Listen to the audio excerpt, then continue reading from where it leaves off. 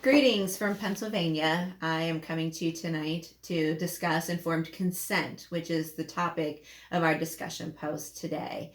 My name is Emily Cooper, and I chose an article from a Pennsylvania organization, Arcadia Counseling and Consulting Services with Tracy McCarthy 2020. And I reviewed her informed consent off of her website. And this is what she would give to her clients, of course, when they first come into treatment. And comparing and contrasting that with the ACA Code of Ethics, there were some things that I found that were similar on her informed consent. However, there were also some things that I found that she did not add into those that I felt were very important. Her informed consent initially started off in a narrative form where she described her credentialing. She is CACREP accredited. She is also a licensed professional, has her master's degree in education counseling. And she also briefly touched on her theoretical approach to counseling, which is that every person is inherently good and they have what they need within them to be able to bring a positive result into their situation. She also discussed that treatment is voluntary and also the confidentiality. She really focused on minors and who would have access to their treatment records, as well as touching on payment sources with the insurance companies. She did talk about that they would also have a minimal access to treatment records should they ask for those. She talked about being a mandated reporter, of course, which goes along with the informed consent of minors.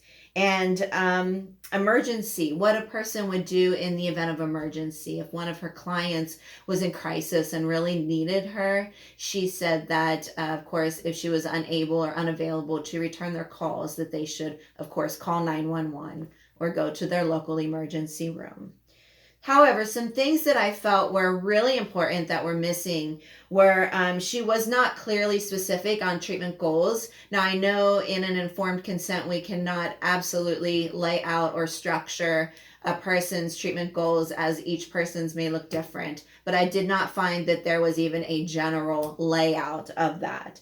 Also, the risk and benefits of change in counseling. You know, one of the things that was talked about this week in our material was that there are risk and benefits to change and how a client would handle that. You know, change is uncomfortable and how that could positively or negatively affect the client.